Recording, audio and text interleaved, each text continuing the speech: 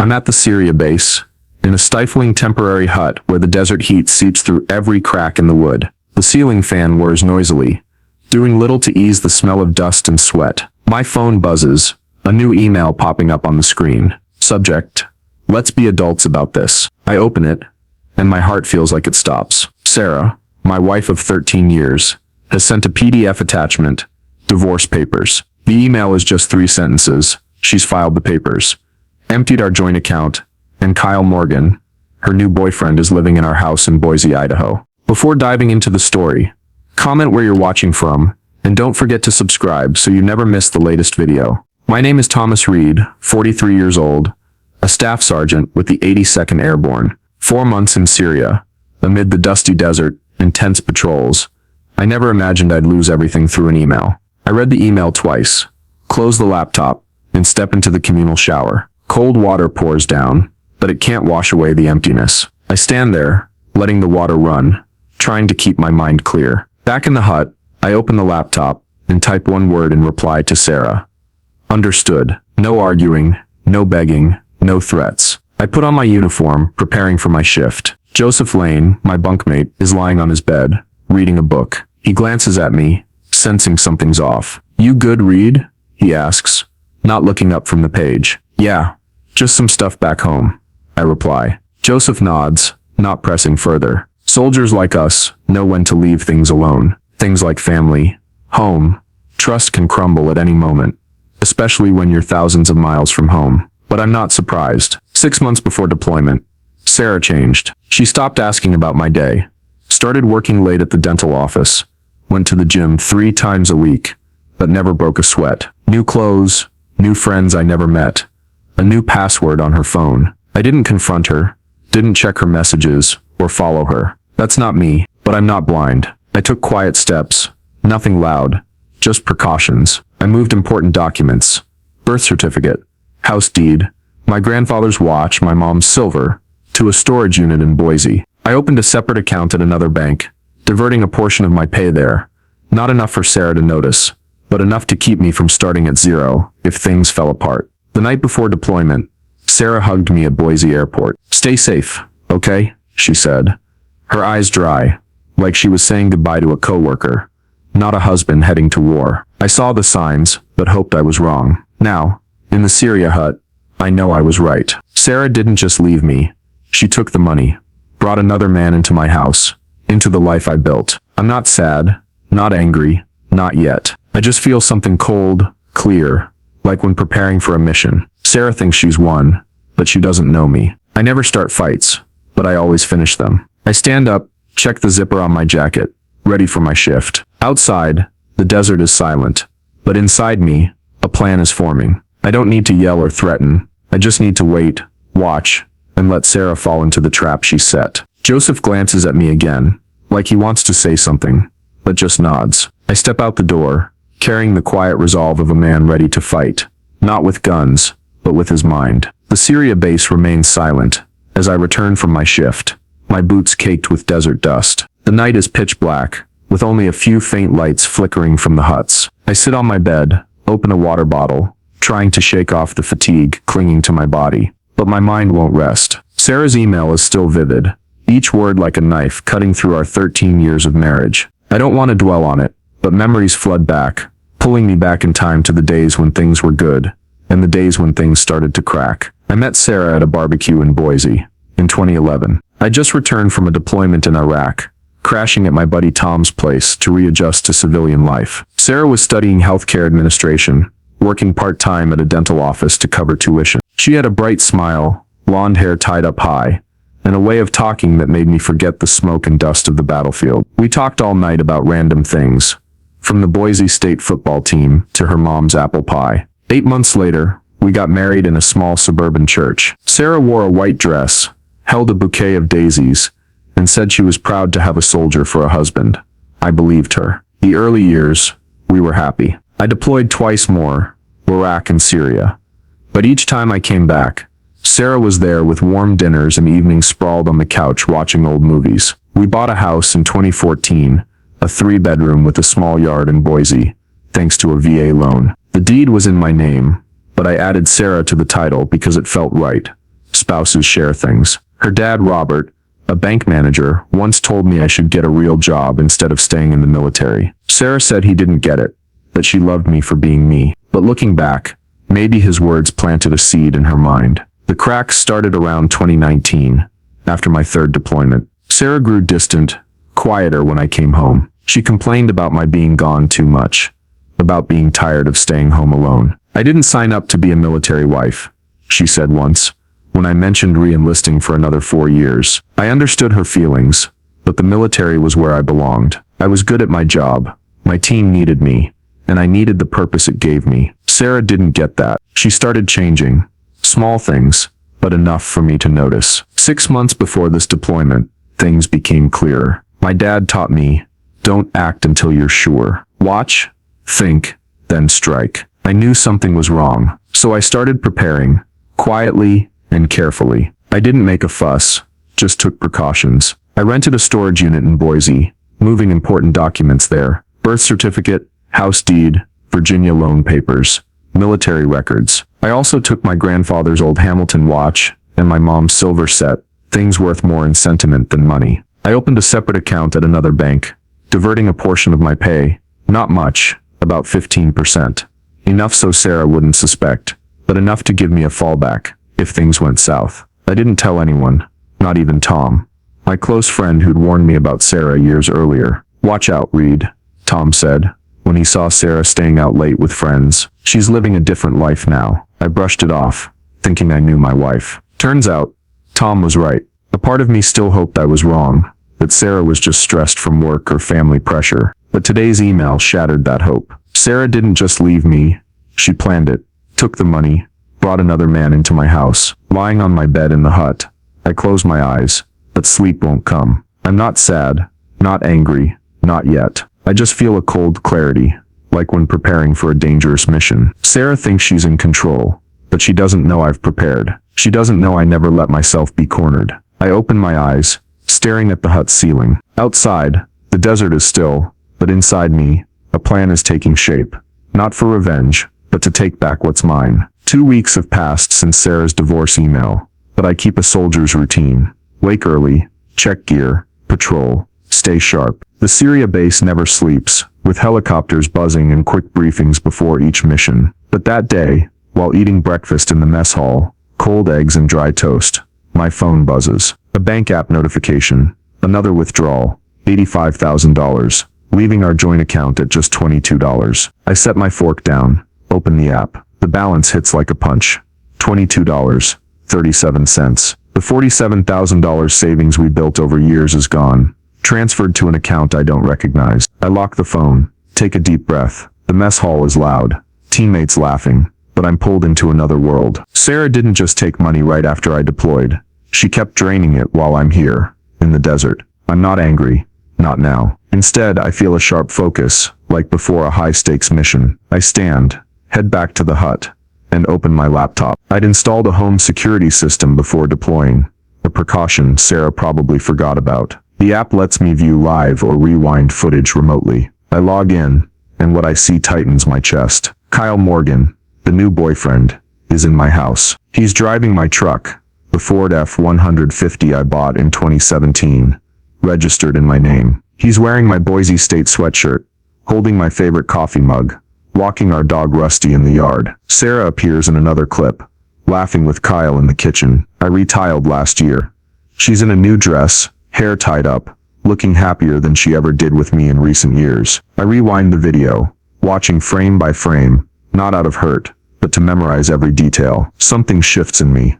Not anger, but clarity. This isn't just a divorce. This is a calculated theft. I close the laptop, stand in the hut, hearing the ceiling fans hum. I'm not sad, not anymore. I just want to act. I grab my phone, open contacts, find Richard Kane, an old army buddy now a lawyer in Boise. I send him an email. Subject, need legal help, urgent and discreet. I write briefly, Sarah emptied the account, moved her boyfriend in, and I have proof. I attach a screenshot from the camera, Kyle holding my mug. Sending it, I feel a weight lift, like laying the first stone of a bigger plan. That night, Joseph Lane, my bunkmate, returns from his shift. He sits on his bed, unlaces his boots, and glances at me. I'm staring at the laptop, rewatching the video for the third time. "You good, Reed?" he asks, voice steady, eyes on his dusty boots. "I wasn't going to share, but Joseph saved me during an ambush in Syria last year. I trust him. My wife emptied our account, moved her boyfriend in, and sent divorce papers last week," I say, voice calm. Joseph doesn't look up, just nods. "What's your plan?" he asks.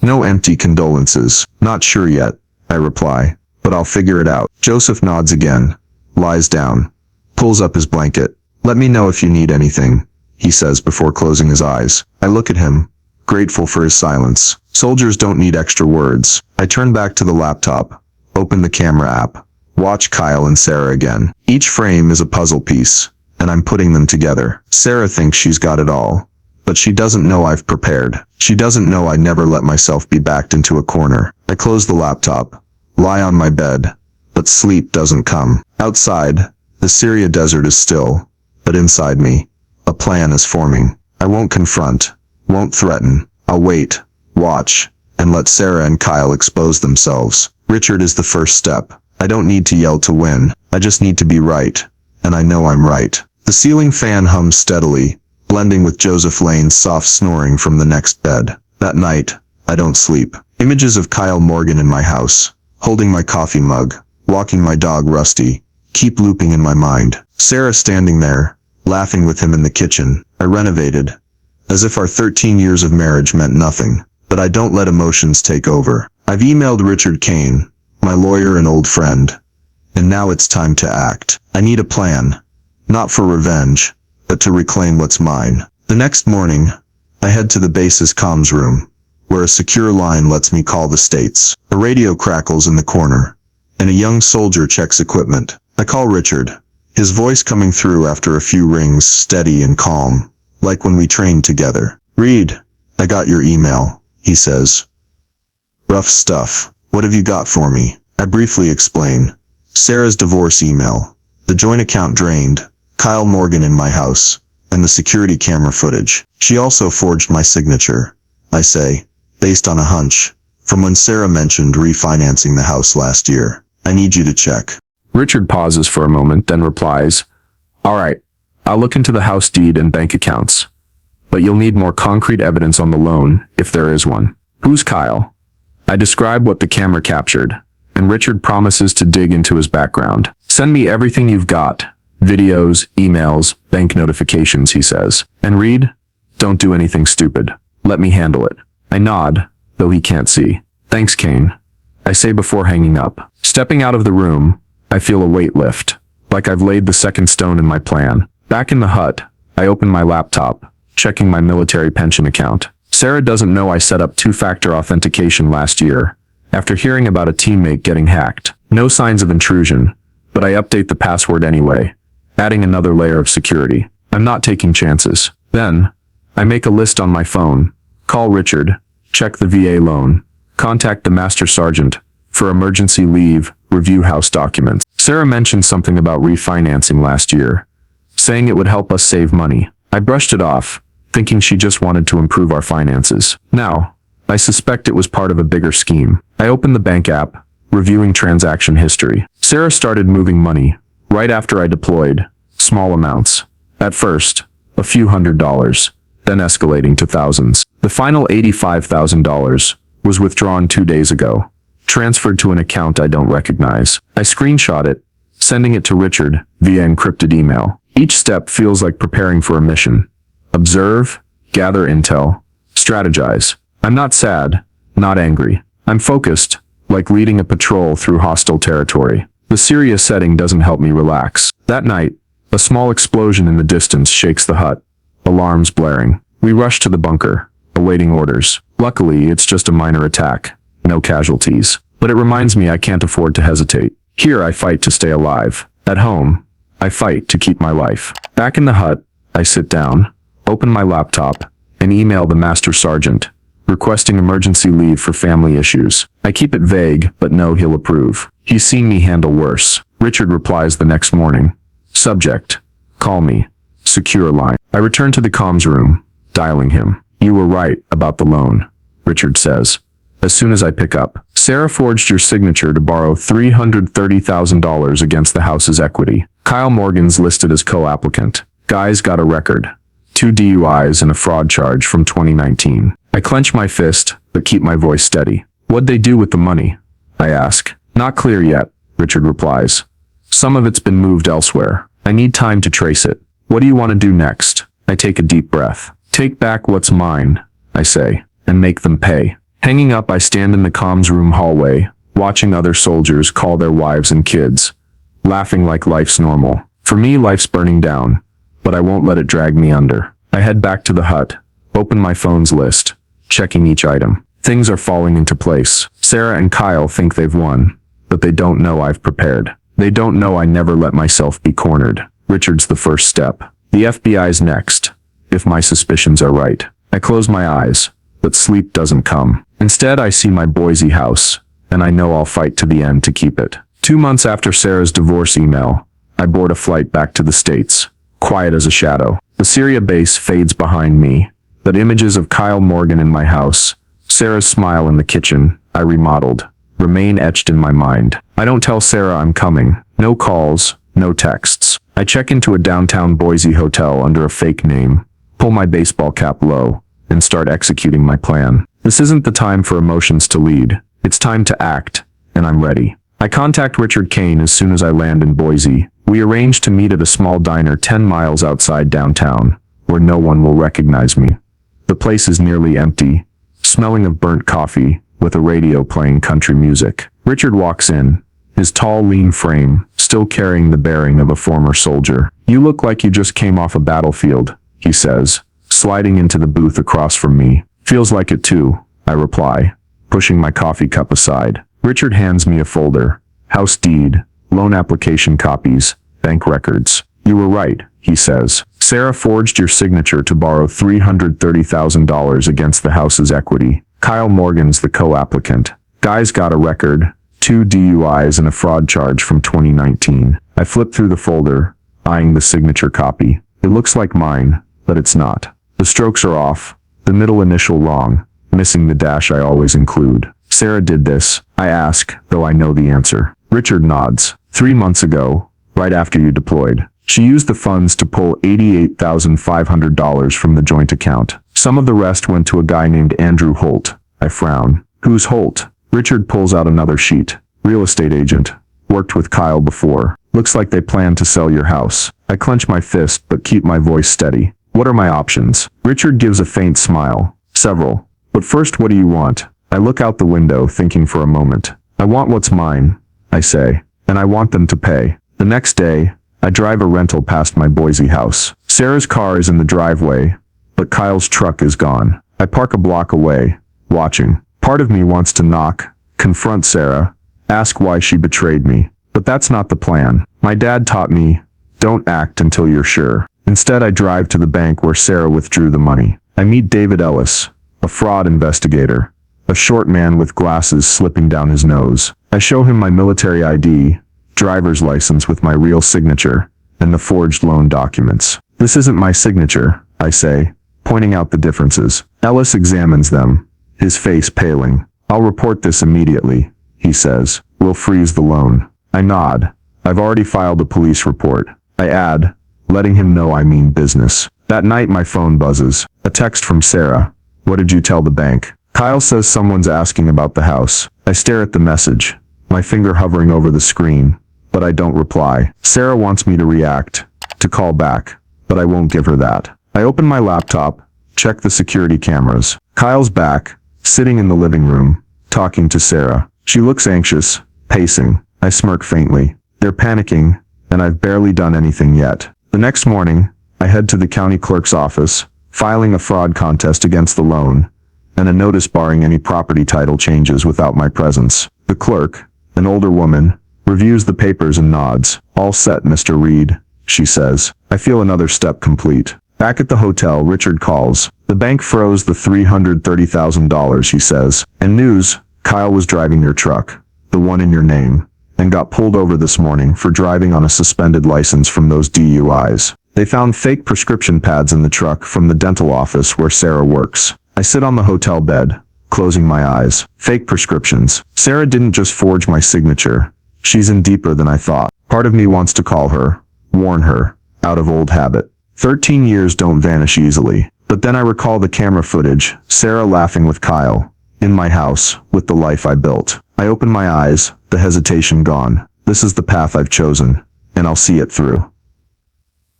I open my laptop, check the cameras again. Sarah's alone in the kitchen, hands covering her face. Kyle's gone. I screenshot it, send it to Richard. She knows she's in trouble, I write. Richard replies instantly.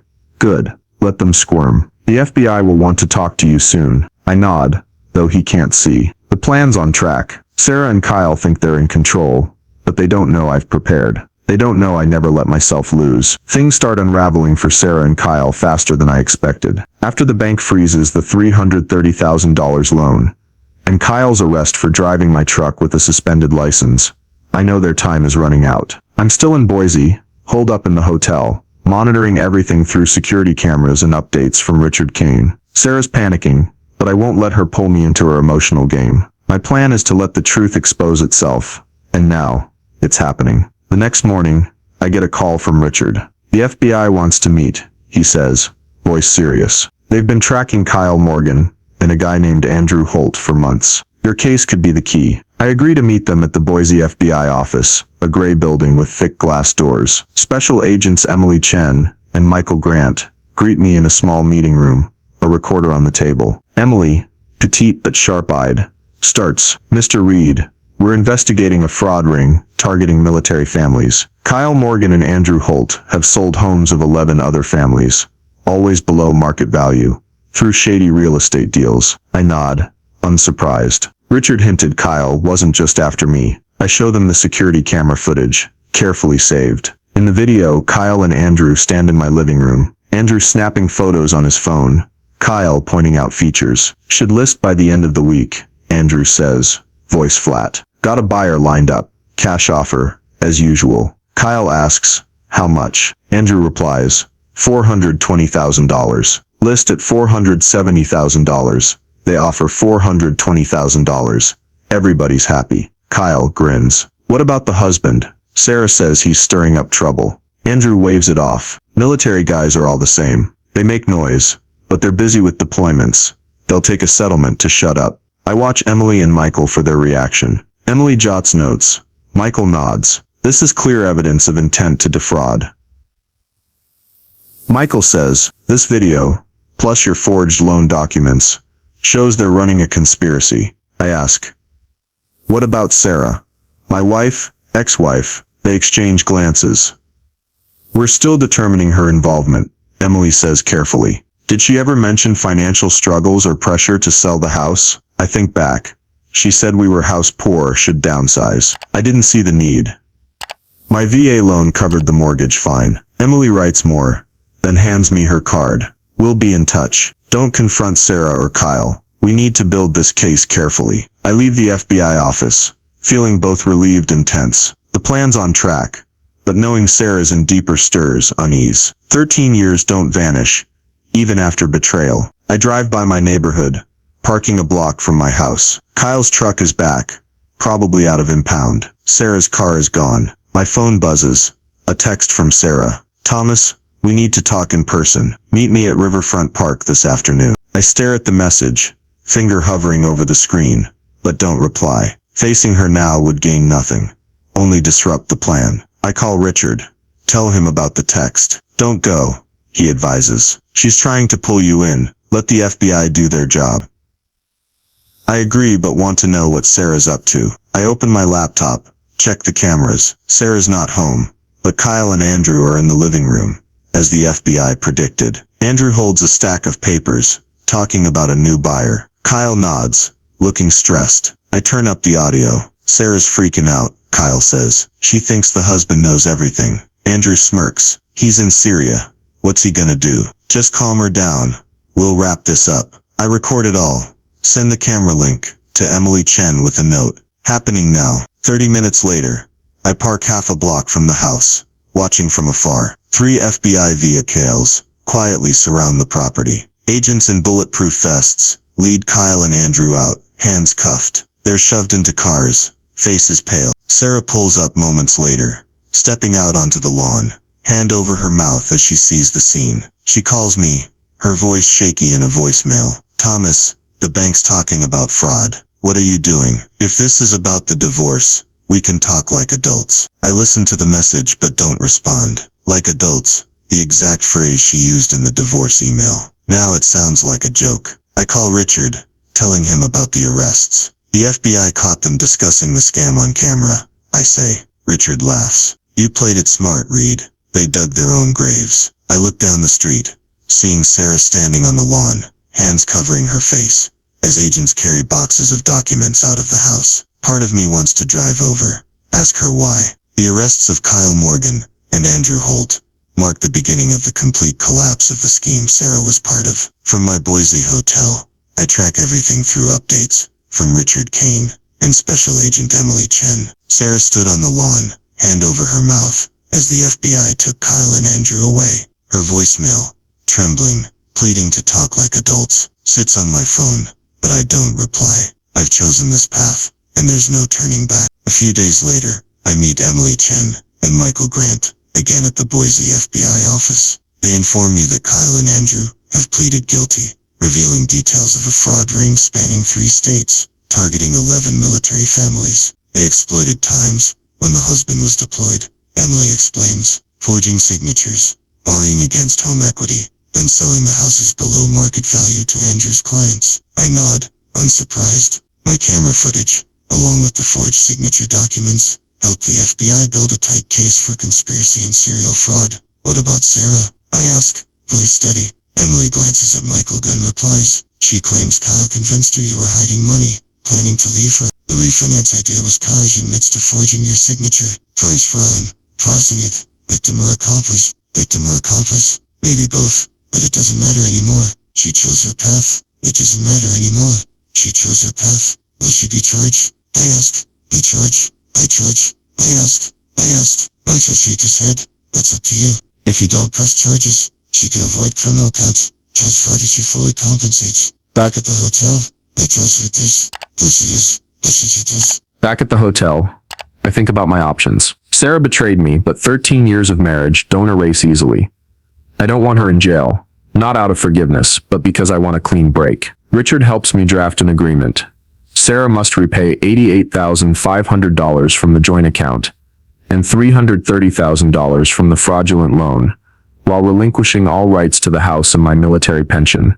In return, I won't pursue criminal charges. Sarah signs the agreement through her lawyer, without a single direct word to me. The divorce finalizes 6 months after the Syria email. A clean, no-fault case. As if 13 years were just a transaction. Emily Chen calls me right after the divorce is done. Kyle got 8 years for fraud, conspiracy, and identity theft, she says.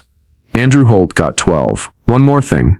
Your case helped 11 other families recover their properties. They may never know your name, but they owe you. I feel a bit of satisfaction, not for personal victory, but for inadvertently helping other soldiers, people like me, who thought their homes and marriages were safe while deployed. A week later, I receive a letter from a woman in Seattle, a Navy sailor's wife. You don't know me, she writes, but you saved our home. Thank you for not giving up. I read the letter twice, then pin it to the hotel's bulletin board. It reminds me that, despite losing so much, I did something right. I sell the Boise house soon after. I can't live in walls filled with memories. Sarah's smiles, Kyle's laughter. The days I thought we were happy. The sale money is enough to start over. And I know I need a new place. A new life. Sarah, I hear, moved back to her hometown in Eugene, Oregon, working at another dental office. I don't care. She's no longer part of me. After selling the Boise house, I leave the city without looking back. Those walls, filled with memories, from happy days with Sarah to her betraying smile beside Kyle Morgan, have no place for me. The money from the sale, plus Sarah's compensation, is enough to begin again. I choose Missoula, Montana, a small town surrounded by mountains and crisp air. I buy a cabin on 10 acres, next to a babbling creek. It's a place where I can hear the wind instead of alarms, where I can find myself again. I retire early after 20 years in the military. 20 years is enough. Enough patrols, enough sleepless nights in Syria, enough unseen sacrifices. I adopt a German shepherd, naming him Scout. Scout loves running around the cabin, barking at birds, sleeping by the fireplace at night. I start doing carpentry for locals, mostly fixing tables, building bookshelves, or putting up fences. The work's not glamorous, but it keeps my hands busy and brings a sense of peace. My military pension covers my needs, and the carpentry money is a bonus. I befriend Henry, an older veteran living a few miles from the cabin. Henry served in Vietnam, and his stories, funny yet heartbreaking, make me feel less alone. He teaches me to fish in the creek behind my place, though I usually only catch small ones. Patience, Reed, Henry says, chuckling. Fish are like life. You wait for the right moment. I nod, thinking of those months in Boise, waiting to turn the tables on Sarah and Kyle. I hear Sarah moved to Eugene, Oregon, working at another dental office, trying to rebuild her life. I'm not angry anymore, don't feel much at all. She chose her path, and I've chosen mine. One evening, as I sit on the cabin porch, watching the sunset paint the mountains red, another letter arrives. This one's from a soldier's wife in Tacoma. You don't know me, she writes, but because of you we kept our home. Thank you for fighting. I read it twice, then pin it to the fridge beside the Seattle letter. Those letters remind me that, despite losing so much, I did something bigger than myself. I didn't mean to be the one to break Kyle and Andrew's fraud ring. I just wanted to reclaim what was mine. My house, my account, my dignity. But sometimes, life takes you to unexpected places. 11 other military families, people like me, kept their homes because of my case. I think of them. Soldiers deployed far from home, trusting their families are safe, only to return to emptiness. If I helped them avoid that pain, maybe it was all worth it. I stand, walk into the cabin, Scout trotting behind. I open the fridge, grab a beer, and look at the 2 letters pinned to the door. Outside, Missoula slips into darkness, just the sound of the creek, and a gentle breeze. I'm no longer the soldier in Syria, no longer the betrayed husband in Boise. I'm Thomas Reed, a man building a new life. Day by day, Sarah, Kyle, and the old memories have no place in this cabin. This is my place, and no one can take it away. The story of Thomas Reed and my wife divorced me by email while I was deployed overseas and emptied our joint account.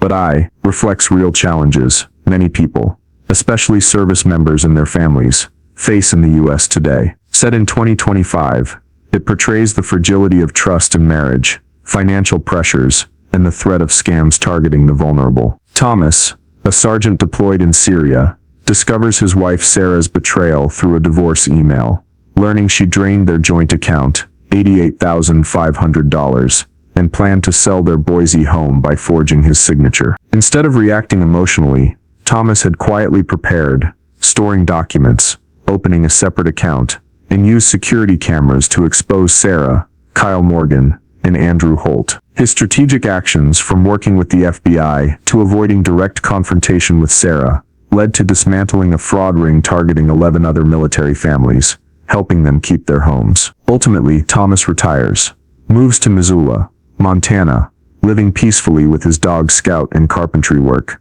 finding meaning through victims' thank you letters. The lesson from this story is the value of preparation, patience, and rational action in personal crises. In America, where financial strain and online scams are rising, protecting assets like Thomas did separate account, stored documents is crucial. His calm in facing betrayal teaches us that emotions can cloud judgment, but careful planning, like using security tech or seeking legal help, can deliver justice. Moreover, Thomas's unintended help to 11 families underscores the power of perseverance. Acting for yourself can create broader impact. Learn from Thomas in life, prepare for the worst, stay level-headed, and trust that from hardship, you can build a brighter future. Please subscribe to the channel to follow resilient stories like Thomas Reed's, and thank you for joining us. See you in the next video, where we'll keep exploring life's lessons